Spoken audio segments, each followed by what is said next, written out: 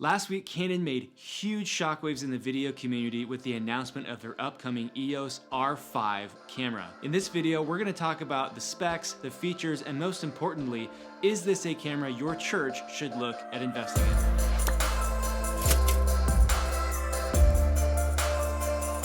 Hey, thanks for checking out this video. If you're new here, my name is Spencer and I run Church Video School, where we give you the training and resources you need to make better videos for your church. So to begin, what is the EOS R5? Well, Canon came out with their EOS R line of DSLR cameras about 18 months ago or so, and they are Canon's first foray into 4K video on a full frame sensor. What's incredible about the R5 though is that it's not just a 4K DSLR camera with a full frame sensor. It's an 8K camera, an 8K, uncropped 8K full frame DSLR camera. This is a groundbreaking step for Canon. They've been a little bit behind some of the other manufacturers as far as resolution goes because Canon's so obsessed with their color science.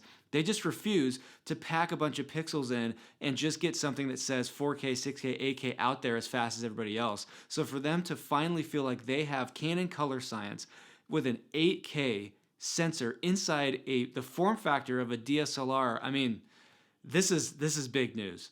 The specs on this camera are incredible, so let's take a look at them. So obviously for a video guy, the video specs are most important to me. As of the making of this video, we don't have every single detail, but what we do know is this. It can shoot up to 8K video uncropped at 30 frames per second, and if you drop all the way down to 4K, you can shoot 120 frames per second. Everything is shot in 422 10-bit chroma subsampling in an H.265 codec, which is high dynamic range, and it can shoot 8K internal RAW, which is incredible, as well as using C-Log on all of their internal imaging so you can get that really expanded dynamic range you're looking for. If you're looking to use it for stills, which, I mean, if you have it, you should, it's going to shoot up to 20 frames per second with the electronic shutter, 12 frames per second with a regular DSLR shutter. And then what's incredible is this is the first camera that Canon has made that has in-body image stabilization. That premiered with the GH5. It started to crop up in other DSLR and mirrorless cameras, but for Canon to put that in this package, I mean, this is a massive step forward for them. So you combine the in-body image stabilization with the image stabilization optically that's happening in a lot of their lenses, and you're gonna have a camera that you can shoot either handheld stills in a low light environment or just straight up handhold for video if you've got a good steady hand, and it's gonna look incredibly smooth. Canon also put in 2 card slots. There's going to be a CFexpress slot, which is probably going to be handling the majority of your high quality imagery, and there's also a slot for a UHS-2 SD card that's going to be able to handle maybe JPEGs or maybe not 8K RAW 422 imagery, but gives you the flexibility to have both of those inside the camera body. And of course, Canon's famous for its dual pixel autofocus, which is incredibly reliable and incredibly fast. And it's going to work even at 8K video. You can use their dual pixel autofocus to do automatic subject tracking and follow focus, so you don't have to worry about following on your focus ring or buying attachments with servos. You can let Canon's incredible autofocus technology work for you, and you can just focus on getting the shot. This is an absolutely incredible breakthrough for Canon and for the DSLR and mirrorless video environment. The progression has been since the GH4, GH5 really started making ground in 4K, but not just 4K, but high quality 4K, 422 imagery in body with the image stabilization. It's really been a race to see not only who can match that, but who can put that kind of image capture technology on a full frame 35mm sensor. My initial thought is not only am I stunned that Canon has come out with a 4K capable camera that's got a full frame sensor and has in-body stabilization, it just like blows my mind that they did it at 8K. Like they just punched it right in the face and they're like, hey, we are going to be the leader of the pack going forward when it comes to mobile non-cinema video capability. And not to say that their pro video stuff isn't good. Their new C300 Mark III just came out last week as well, or at least was announced. That thing is also going to be outrageously awesome. So they've got the cinema line covered, but for them to be able to put this technology inside the form factor and supposedly a price point that's reachable for non-Hollywood productions and big budget documentaries and stuff like that, this is a giant step forward. There are some things we don't know because it hasn't officially dropped and every single detail hasn't been released. The first and most glaring thing we don't know is cost. My guess is this is going to be somewhere between $4,000 and $5,500 for the body based on new Panasonic's S1H, which also has some similar capabilities and just got released a little bit ago.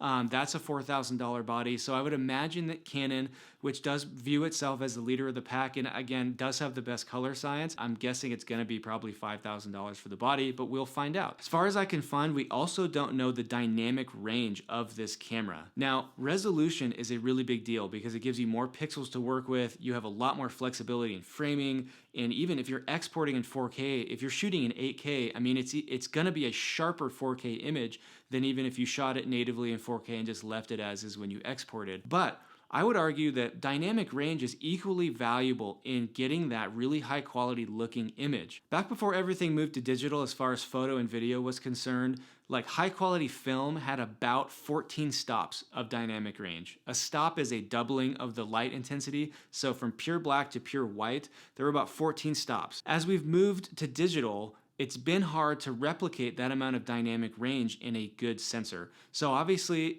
back in 2010, you could get a 14-stop digital camera, but you're gonna have to pay $80,000 for it. That technology has slowly crept down where now you don't even have to spend $10,000 to get a sensor that has 13, 14 stops of dynamic range. And the newest stuff, the C300 that just came out, Mark III, has 15 plus. I'd argue that dynamic range plays just as big of a role in having a cinematic high quality image as resolution does. So while 8K is incredible and gives you a lot of room to work with, I don't yet know what the dynamic range on the sensor is going to be. And so that's just a variable we don't know about. And to me, that's going to add a lot of value. The next thing we don't know is weight. Obviously, it's going to be worth getting this camera if you really want the features and you'll just figure the weight part out. But part of being in a DSLR form factor is that you want it to be able to be handheld without being super tiring, and you want to be able to mount it easily on tripods and even on gimbals. So especially with the bigger lenses, the RF lenses that are going to go with this, it's just kind of a up in the air question mark is how heavy is this camera actually going to be? One of the last valuable things that we don't know is what are the outputs on this camera going to be? I'm sure it's going to have an HDMI out, but what kind of HDMI signal is it? And what are you going to be able to send externally? My guess is you're not going to be able to send 8K 422 10-bit over HDMI. I could be wrong about that. It does record 8K RAW internally, supposedly, which is mind-blowing. But I doubt that that's going to be able to be sent over HDMI to an external recorder. This camera also records H.265 internally, which I think is how Canon was able to get these high bitrate codecs and this massive resolution inside a DSLR camera to write to a CFexpress card, because H.265 is kind of the new standard for a delivery codec. They're using it as a capture codec, and I've yet to really work with H.265, so I don't have a lot of opinions on it, although when I have worked with it, what I know is it does enable HDR recording, so high dynamic range, so it's going to let you work in an HDR color space, and it's also super, super compressed, so it's going to be kind of a pain to edit, even in 4K. I can't imagine in 8K you're going to be able to edit this straight out of camera. You're probably going to have to optimize this to a ProRes or a DNX HD or some other kind of editable codec that you can work with a little bit more easily so your computer doesn't catch on fire. So now the big question, is this a good idea for your church to look at investing in when it comes out in a few months? To me, the answer to that question is rooted in a bigger philosophical question, which is what is the role of gear for your church? I think generally speaking that if your talent and your ability to use your current gear is hitting a ceiling where you have maximized the capability of your camera gear and you realize, hey, I could do better, but my gear literally cannot film or record or work at a level that's going to allow my talent and my skill set to maximize what we're working with, that to me is a situation where it's time to look at investing in some better gear. However, if you're not at that place, if you're working with gear right now and it's working fine, or you're still figuring out how to maximize what you have because you maybe aren't super experienced with video, you have a lot of gaps in your editing knowledge, and you really don't know how to do everything you possibly can to get out of your images and your sound what you could, I think that a lot of us want to buy new gear because it's going to, we think, raise the floor on the quality of our work. And to an extent, it will. If you shoot with this camera and you don't really know what you're doing, it's still going to look probably really good. But that's not the opportunity to upgrade your gear to something massive. The opportunity to upgrade your gear is when you're hitting the ceiling, not when you look down at the floor and realize, I wish I was better. That is when you need to get better at skills. When you want to raise the floor of your work and say, my work is never going to be worse than this, that is when it's time to spend effort and energy on getting better at your craft. That's not the time to buy gear. I know that buying gear is an easy fix, and honestly, it boosts our ego because when we talk about it with other guys in the industry, we're like, what kind of camera do you have? What kind of this? What kind of laptop? And when you have something that's pretty impressive, yeah, it makes you feel good.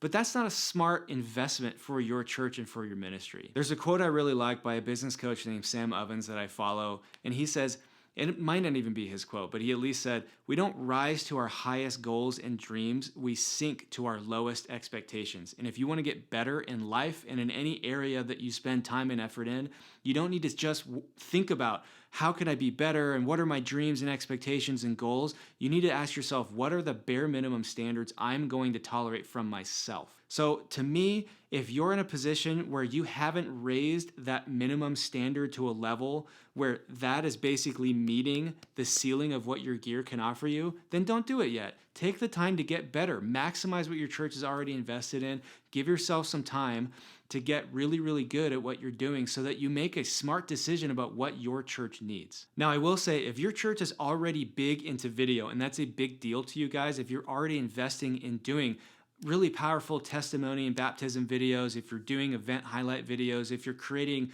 really cool bumper and trailer videos for series at your church, you're producing that in-house, and you really want to have a high standard for that, this camera may be a really good option for you. Instead of looking at a C200 or a C300 that might be equitable as far as value goes and image quality, but is gonna require a lot more accessories and just more complication, this might be a really good fit for your church. I'd say that if you guys want to be a church that really values cinematic filmmaking, my recommendation is not to take the plunge right now and pre-order or buy something that's going to be a real stretch for you and then figure it out later. I would say wait until you have the need to make a really cinematic video for ministry and rent this sucker. Because renting, honestly, there's a lot of great options out there online. It saves you a lot of money, and it means you don't have to marry a camera. You can date it, basically. You can use it, you can see what it's like, you can get the attachments and accessories a lot easier, use it for a shoot, send it back. You're gonna have incredible footage, but you're gonna save yourself 90% of the cost of ownership. And if you find that you're going to be doing this on a more and more regular basis, and then renting's value goes down as the cost of ownership, or value of ownership goes up, then you can look at buying. But I think for a lot of us, renting this camera at specific spots when we really want to make a splash with a really high quality video to drive people to an event or show what God's doing in our congregations, honestly, I think that's going to be the best decision for a lot of us going forward. So as we wrap this video up, I would say for most of you watching, the biggest benefit of this release is not that you can get access to incredible 8K video capability in a DSLR form factor in like maybe a month or two when it comes out, though that's awesome. The biggest benefit to almost all of you watching this and your churches is that everything else in the market is about to go down in price. Everything that's on a Micro Four Thirds platform like the Blackmagic Pocket Cinema 4K and 6K, GH5, Sony Alpha series, all of those cameras that already make incredible images and were industry leading when they came out, 1 to 2 to 3 years ago, those are about to start being a little bit more affordable for a lot of us. And I think if you're thinking with an investment mentality, how can we get the best value that we can for the long term? If you're looking to move into 4K image making, 4K camera gear, I think you need to pounce in the next 3 months on some of these platforms that are no longer going to be cutting edge, but are going to be way more affordable for you and are going to give you really awesome technology to work with. Your church is probably not going to know the difference between you shooting 8K RAW and you shooting 4K 10-bit in a GH5. They might, if you're really, really good, they might, but my guess is you're gonna really be pleased with the results you get from a more affordable platform than you will by getting the leading edge stuff. Again, think, what's the best investment of time and effort and energy I can make in my church's camera setup so that we can make ministry videos that make a difference? So there you have it, the new Canon EOS R5 dropping later this summer. It is going to change video as we know it. If you like this video, give it a thumbs up, hit that subscribe button so you don't miss out on all the future videos we're going to be making talking about gear and techniques so you can help make better videos for your church. I also have my gear guide listed below in the description if you want recommendations on gear for any budget and everything you might ever need for your church's video setup. It's all linked in there. And then I've also got a course listed below. It's the Beginner's Guide to Church Video. If you want help with a workflow that's consistent and helps you be efficient in getting everything shot, filmed, and edited so you have a great video in less time every single week for your church, make sure you check that out below as well. Again, thanks for checking out the Church Video School channel. Make sure you leave a comment below, smash that like button, and I'll see you next time.